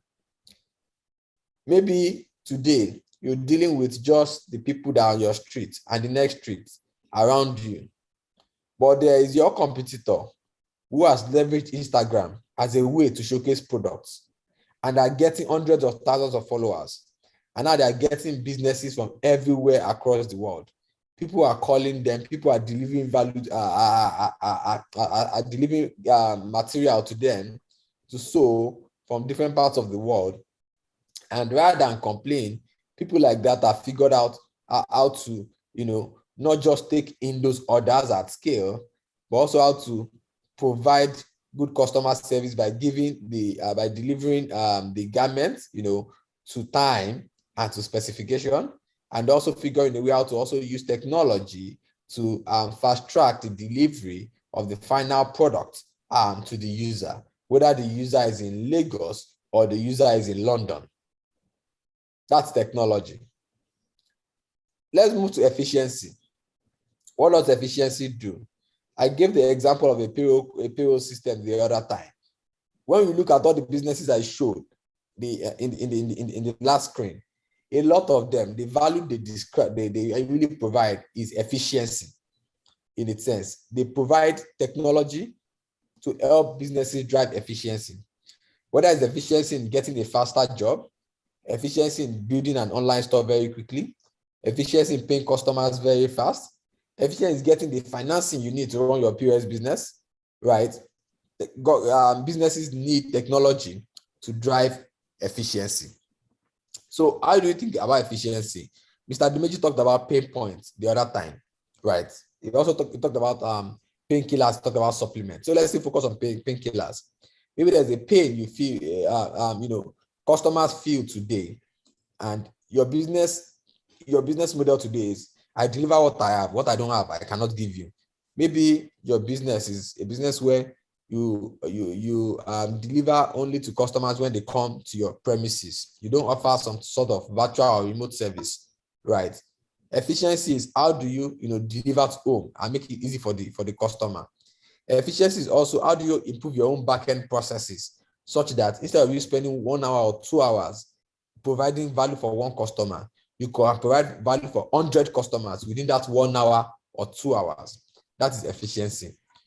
The coronavirus pandemic drove a lot of companies to figure out a lot of things about online delivery, right? And a lot of companies had to think hard about their delivery, their customer value delivery process, right? And it actually helped them to develop to deliver better customer service and experience at the end of the day, right? Technology helps us, do that very well too. Another benefit is being cheaper on the long run. The reality is people drive for efficiency because of economics of scale. If you are servicing 20 customers today, who says you cannot serve 2,000 customers? You can, but what do you need? You need technology to help you improve that process. And it could take different forms. It could be you needed to build a wonderful customer relationship management system. You could be to subscribe to that software that allows you to be able to send messages to 20,000 customers all at once instead of 10 customers, right? It could be in some sort of artificial intelligence such that you can answer questions for some customers, automatically without you having to do it yourself each time. It could be that you need technology to make, answers automated such that you don't have to pick the phone and answer 100 customers all at once. Imagine you running a small business and 100 customers want to call you in 1 hour. You have only 60 minutes in 1 hour, and you probably can spend 3 minutes on the phone with each customer. So that's 20 customers you're limited to talking to physically, right? So how do you service 100 customers? Technology helps you provide solutions that makes that kind of thing easy, right? Maybe you don't do calls for everybody, and there are automated responses to some of the common questions that people answer, right? Such that you only have to actually pick the call to answer the ones that are special requests, right? That is technology for you. Coverage expansion. This is the one I'm a favorite of. Technology allows you to sell anywhere and everywhere. Technology takes you from being that small business that sells to people in Agodi only, right? Or in the Bodija environs, right? And takes you to someone that can sell to anybody, anywhere they are, from Lagos to London to Kuala Lumpur, wherever they are. Technology gives you that opportunity, right? And lastly, leveraging on other businesses. This is also something I'm also a favorite of. With new concepts and paradigms like partnerships, APIs, you can connect to other businesses and use technology to leverage. Connecting to Paystack and use it to pay. Connecting to Bumper and getting an online store. Connecting to a logistics provider so that you don't have to have your own Okadas and bikes that do your delivery. Technology gives you an opportunity to do all of that easily, where many different players in the ecosystem work together and every player becomes more successful as a result. That is the power of technology. So, like I mentioned earlier, the fact is customers would move to better alternatives if you don't use technology to innovate, right? 4 examples I've shared here, which you are all familiar with these names, on how they've used technology to innovate, and they've pretty much taken customers away from a lot of other kind of businesses. Uber, taking customers away from taxi drivers and providing a new class of transportation, and also even empowering a lot of more people, right, to provide rides, but in a more dignified way. Jumia, building that big online shop where today someone that wants to buy a phone and doesn't want to go to a shop can buy online from the comfort of their home and they get it delivered. Jobberman Jobs, I've talked about that. Instagram, providing communication, providing discoverability of goods, of services, of places, of people, and whatnot. Now, what am I talking about? I'm not saying this has to be about building the next Jumia, building the next Instagram. You don't have to do that. But in your own little space, you can think about how technology helps you do a better job of keeping your customers, getting more customers, providing better value to your customers, easing customers' pain. That is where you need technology. So I'll just kind of finalize this by just kind of walking us through in practical ways, what can you apply technology to? And then lastly, how you should do it. Customer acquisition. You can apply technology to customer acquisition. Is it advertising? Is it a place where you showcase your products? Online store, Instagram, Facebook, WhatsApp? Is it how you build what we call lead lists, where you can reach your customers faster via email or via their phone numbers? Is it how you generate contacts for demographics you are targeting? You can apply technology to that. So maybe you are a caterer in Ibadan, right? That targets offices, but then you're like, you're not getting customer or whatnot. Have you tried to figure out how you can get a list of all businesses in Ibadan and then get the list together and then send an email to all of them, right? Offering them 20% discount on your services for the rest of the year. It's technology that will help you to aggregate that data. It's technology you will use to send, the marketing proposition that I just described to those users, or the offer, right? As we call it in marketing, where you are saying 20% discount the rest of the year, and you are sent to tens of thousands of businesses in Ibadan, rather than just putting up a flyer in front or a billboard in front of your own shop and expecting the whole of Ibadan to see it, right? It's technology that will help you do that. Production process.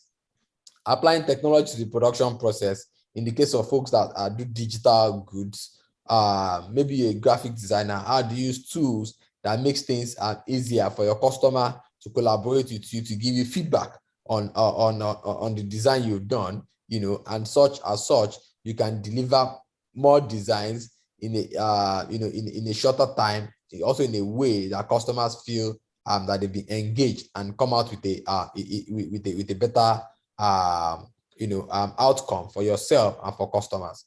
Service delivery. We talked about logistics. We've talked about payment processing, payment collections. How do you use technology to improve on all of that? Communication process. SMS, emails, broadcasts. If you have an app, push notifications, the popular communication channels we have today, Instagram, WhatsApp, and whatnot. We talked about that too as well. Those are things you can apply technology to. Customer understanding, surveys, right? How do you use your WhatsApp today to get feedback from customers? Do you take feedback from customers they say, can you do this for us? Like, no, we don't do that. You use that information that customers are giving you to kind of figure out, what do customers really want? Because at the end of the day, when it comes to business, you are not building for yourself.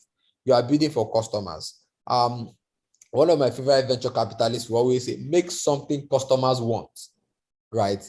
Make something customers want. Not what you want, but what customers want. You might have started your business on an idea. I want to start catering. I want to start supply. I want to start this. I want to start that. But at the end of the day, you need to refine whatever you are doing based on what you've seen that customers want. Payment collection and verification. I've talked about that before. Back-end processes. Technology is not just about communicating with customers. It's about also how you manage things in the business that customers are not seeing. Let me just take one step back. Payment verification is one of those kind of back-end processes. I the kind of business that today, when customers pay, you are like, oh, sorry, I have too many payments. You have to give me a day to check and confirm your payment, right, before I can deliver service to you. While you are trying to figure that out, some other business is confirming payment instantly and are delivering value instantly, right? And before you know it, customers will shift to those kind of businesses. That is an example of a back-end process, a process that takes your time today. That with technology, you can reduce those hours to minutes. You can even eliminate it, and you'll be bigger and better for it at the end of the day. This is just one example or back-end processes? Yeah, back-end processes that all organizations experience. The church has a lot of back-end processes. Education institutions have a lot of back-end processes. Even small businesses also have back-end processes, right? Even in organizing a program like this, there are a lot of things that have gone into it that it is not seen at the front end, but are happening in the back, which is what culminates in the success of an event like this. Partnerships for success. You can use technology to also drive partnerships. For me, I have a cheat sheet I use for partnerships. Before I partner with an organization, the first question I ask is, are they going to help me increase my customer base? Are they going to drive new customers to me? Right.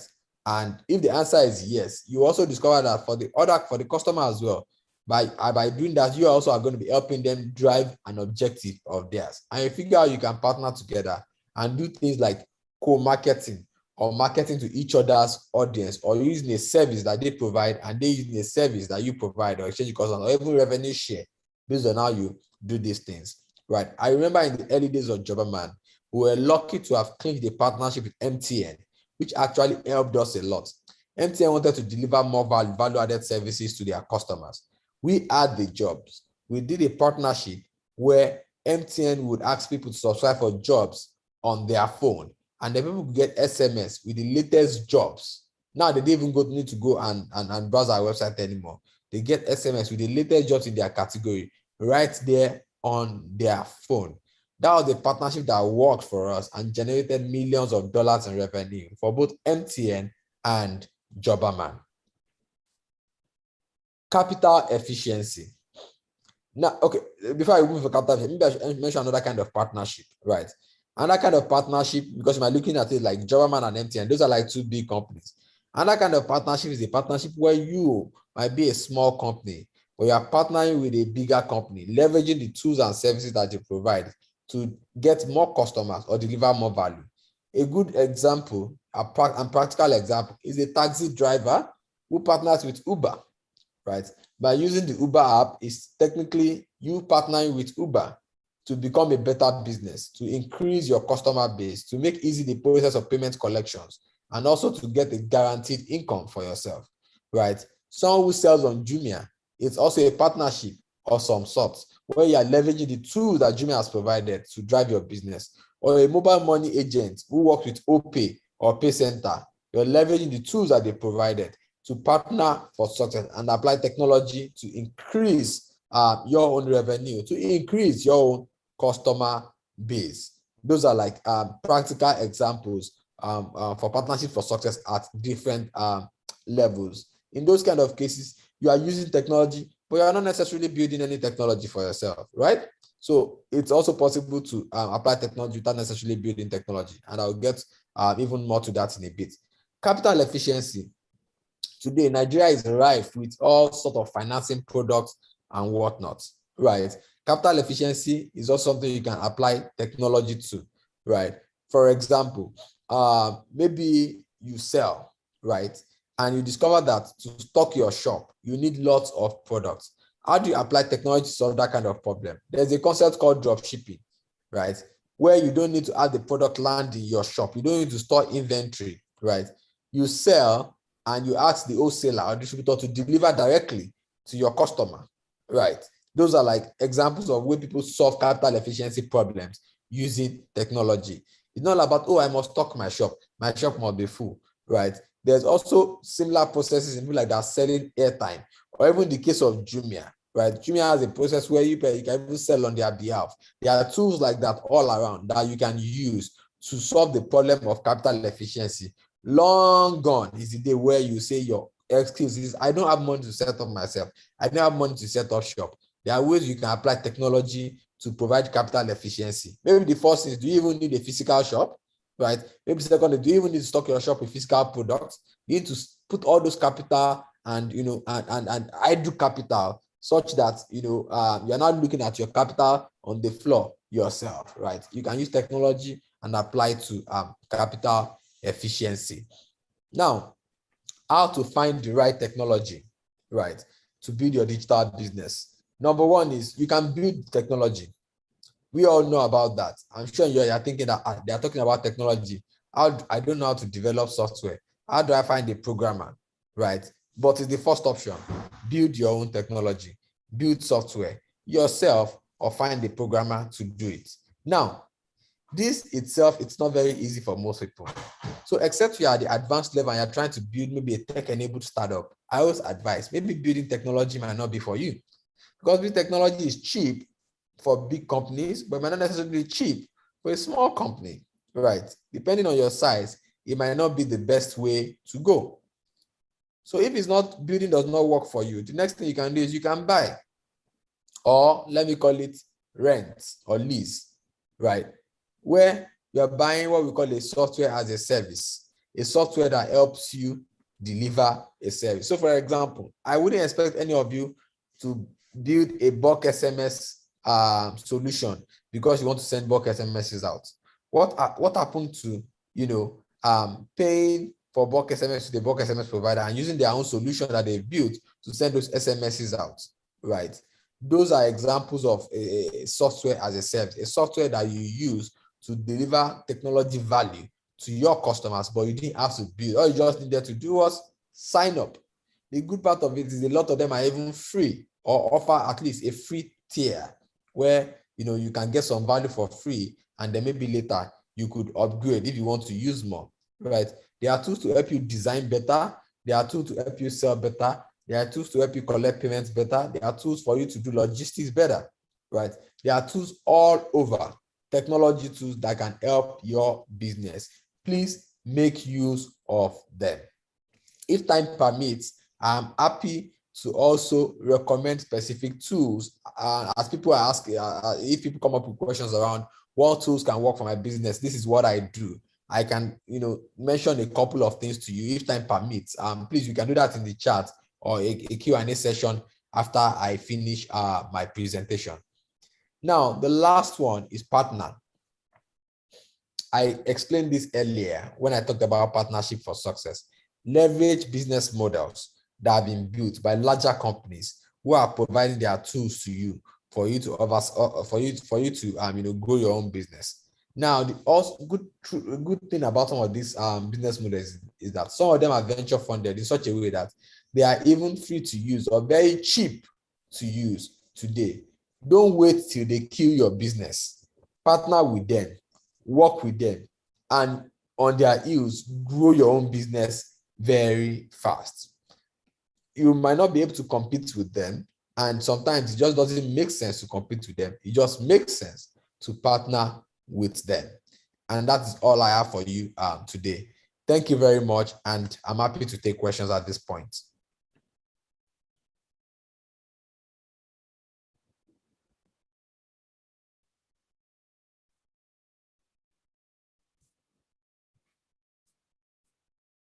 Okay, thank you so much, Mr. Okwemi Aweyemi. So, do we have any questions for him? Any questions for Mr. Okwemi Aweyemi? Come on, let's ask questions. Feedback for Okwemi Aweyemi and Dimeji Falano. Anyone? Feedback. If you have feedback, if you have something you want to say to them, if you want to give them, you want to appreciate their contribution this morning, I'm going to give the mic to someone. Okay, I'll come and give the mic to someone.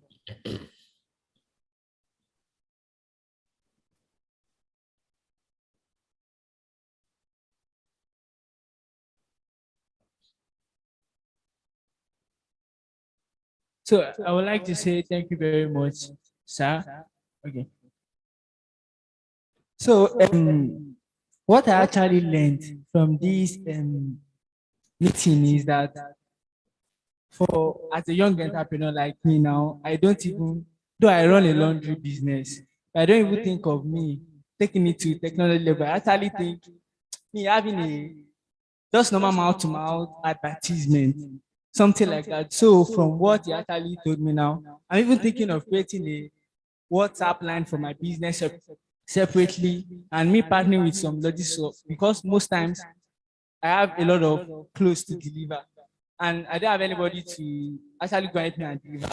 So now I can actually partner with any logistics company and then help me and deliver it and then get the payment. And I actually learned if I can make payment online, because most times when customers pays me money, I hardly see a lot something like that. And if I want to pay some people, those that I get materials from, it's kind of more hard for me visiting bank. I use the my bank. I have little problem with them, something like that. So I really learned a lot. You're welcome. And I'm glad you have seen ways how you can apply technology to a business that looks like doesn't need technology. A laundry business can scale and scale really very well with technology. Thank you very much, my brother. Thank you so much. I'm going to give it to another man who is going to give us his feedback.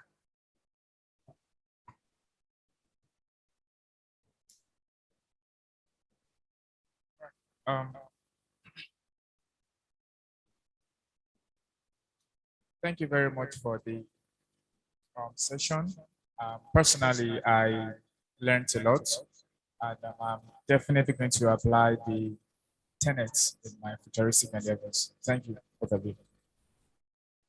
You're welcome, sir. I'm going to give it to a lady now that is going to tell us what she learned as well.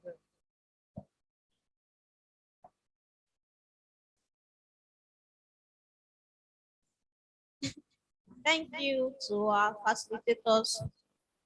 What I learned is that the world is getting to a digital, like the world is going digital. So everything we do, we should have this at the back of our mind, and how we can leverage on that digital space. Even at the bank, that's where I work. What we clamor on is digital, and how we can use it to the best of our advantage. Thank you. Thank you very much, my sister. The last and final person I'm going to give it to another lady that's going to tell us what she has learned, because I can see that she penned down a lot of things. Thank you so much, sir. I really appreciate this opportunity. I learned so much. Like there is one thing I wanted to do that has to do with business. And with this teaching, I'm able to be convinced and to know that even if I didn't have the money at the moment, I can partner with people that are already in it. Thank you so much, sir. You're welcome, my sister. Thank you very much. Thank you so much. This was lovely to have you this morning. We are so grateful for the knowledge that you have impacted to us this morning. We're grateful. So we have come to the end of the entrepreneurship talk this morning. I hope I can see that we have learned a lot, and I hope that we have penned down a lot of things so that we won't forget, because to my understanding, most times when we listen and we don't write it down, we forget about 75% of what we have listened to.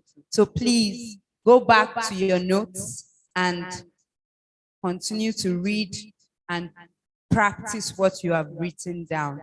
And you can also go back to these sections that we've had this morning and listen to it again, just for emphasis.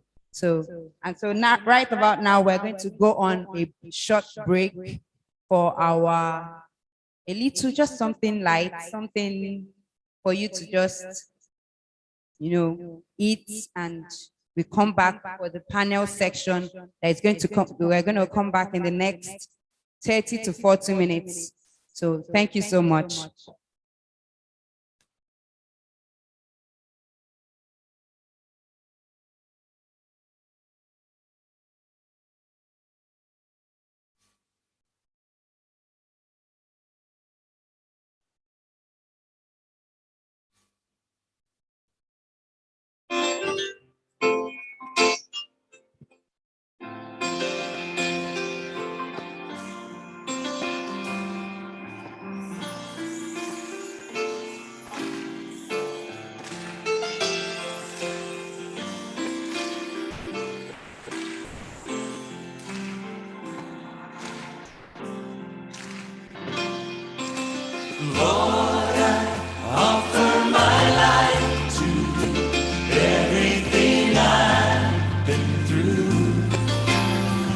use it for your glory.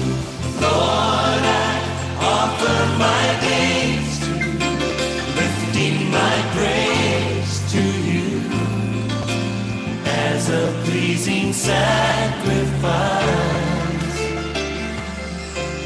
Lord, I offer you my life. Things in the past. Things in the past, things yet unseen, wishes and dreams that are yet